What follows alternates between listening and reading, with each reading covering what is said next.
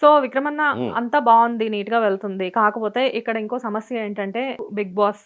ఉమ్, big boss లో general గా చాలా మంది బిగ్ బాస్ గురించి మాట్లాడుతున్న టైంలో చాలా మంది కూడా మీకు బిగ్ బాస్ లో ఉన్న కంటెస్టెంట్స్ చాలా వరకు అందరూ పరిచయమే. అందరు లేదు ఈసారి. అదే ప్రతి సీజన్ లో అందరు ఉంటారు కదా మనకి, మాక్సిమం 4-5 మెంబర్స్. 4-5 మెంబర్స్.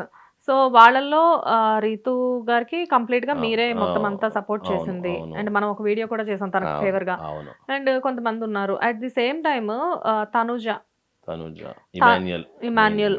సో వీళ్ళందరూ ఉన్నారు. అయితే ఇక్కడ ఏంటంటే తనుజ, ఇమాన్యుయల్, సారీ తనుజ ఇంకా కళ్యాణ్, ఆ, వీళ్ళిద్దరిని తీసుకుంటే లాస్ట్ వరకు కూడా ఎవరు విన్ అవుతారు అంటే తనుజ అనే చాలా మంది చెప్పారు. అవును. కానీ ఫైనల్ గా వచ్చేసరికి లెక్కలు మారాయి. అది దేనివల్ల?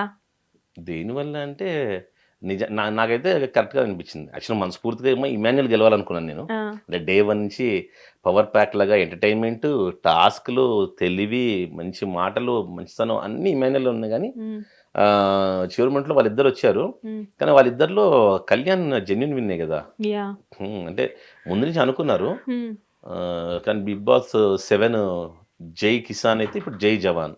ఉమ్, అప్పుడు ఒక రైతు బిడ్డ మన పల్లవి ప్రశాంత్ విన్ అయ్యాడు 7. ఉమ్, సో ఇప్పుడు ఒక జవాన్ విన్, ఉమ్. అలా జై కిసాన్ జై జై జవాన్. జవాన్. ఓకే.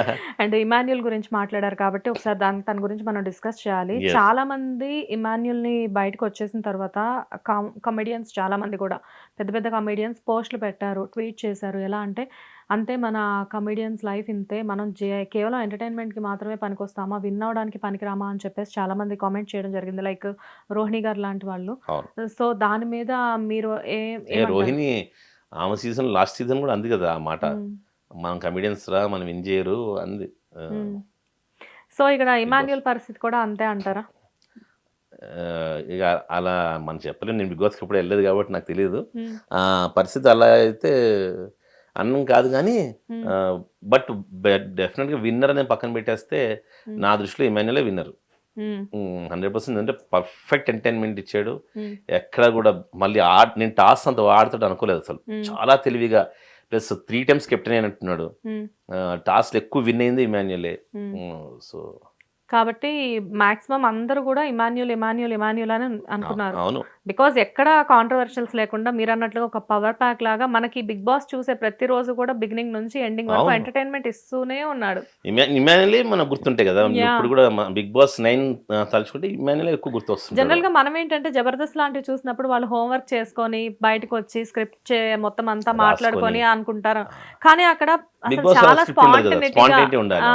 చాలా స్పాంటేనిటీగా తను కామెడీ చేయడం, అక్కడికక్కడ వీళ్ళు గేమ్స్ ఆడేటప్పుడు అక్కడికక్కడ ఏదో అల్లేసేసి అవును. కామెడీ చేసేయడం. జబర్దస్త్ కూడా అబ్బా, నాకు నేను టాపిక్ వచ్చింది కాబట్టి చెప్తున్నాను. ఉమ్, జబర్దస్త్ కూడా నేను కొన్ని ఎపిసోడ్స్ చేశాను, ఓకే. యాక్ట్ చేశాను. జబర్దస్త్లో ఉన్న మ్యాక్సిమం అందరూ సూపర్ టాలెంట్ అబ్బా. నాకు గ్రేట్ అనిపిస్తుంది. అదొక నిజంగా ఈటీవీ మల్లెమాల ఉమ్, అసలు అందరూ టాలెంటెడ్. అక్కడ వాళ్ళందరూ స్పాట్లో రాస్తారు, స్పాంటేనిటీ ముందు రాయరు. ఓకే.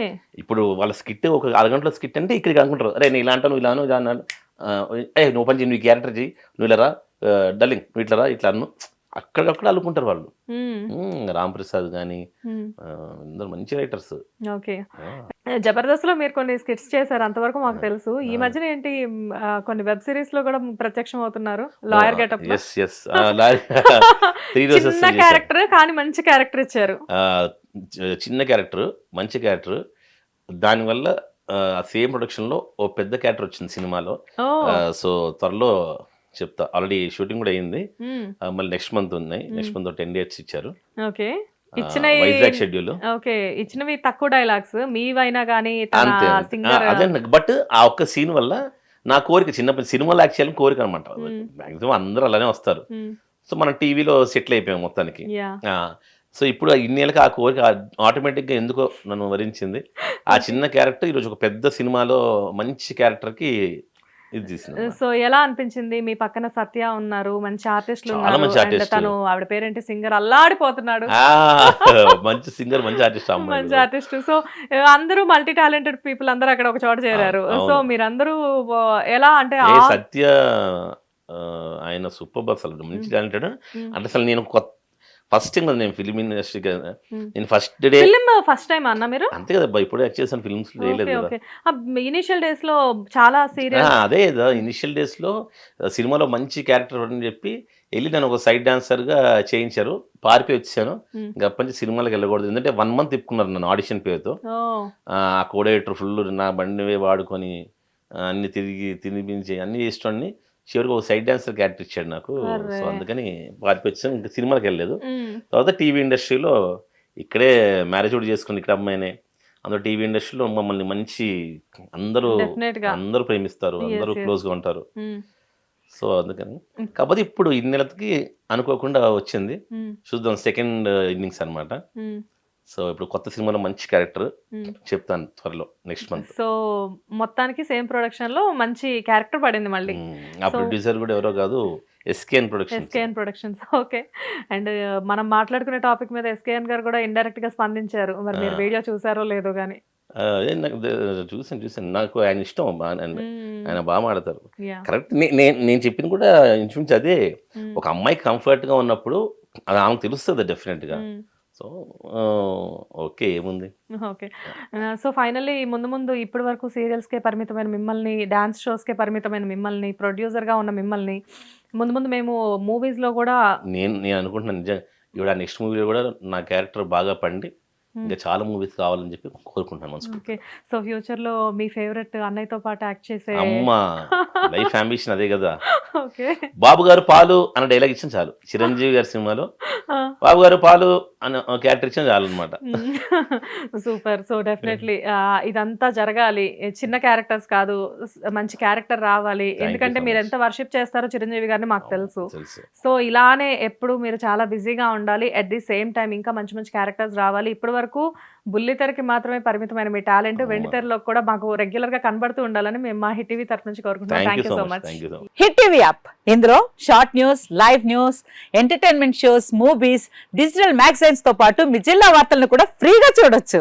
ఇంకెందుకు ఆలస్యం, వెంటనే హిట్ టీవీ యాప్ ని డౌన్లోడ్ చేసుకుని ఫ్రీగా ఎంటర్టైన్మెంట్ పొందండి. Hit TV app, hit TV app, please download hit TV app. Hit TV app ని ఫ్రీగా డౌన్లోడ్ చేసుకుని ఎంజాయ్ చేయండి. మీకు నచ్చిన ఎంటర్టైన్మెంట్ కోసం హిట్ టీవీ యాప్ ని ఫ్రీగా డౌన్లోడ్ చేసుకుని ఎంజాయ్ చేయండి. హిట్ టీవీ యాప్ ని డౌన్లోడ్ చేసుకుని ఆస్వాదించండి, ఆశీర్వదించండి. ఇంతమంది సెలబ్రిటీలు హిట్ టీవీ యాప్ ని డౌన్లోడ్ చేసుకోండి అని చెప్తున్నారంటే ఎంత మంచి యాప్ ఆలోచించండి.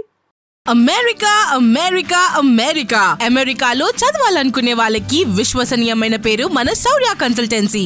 UK లో 1 year masters, UK లో 1 year masters, 2 years work permit up to 5 years visa. Contact Saurya Consultancy. Contact 89851 89851.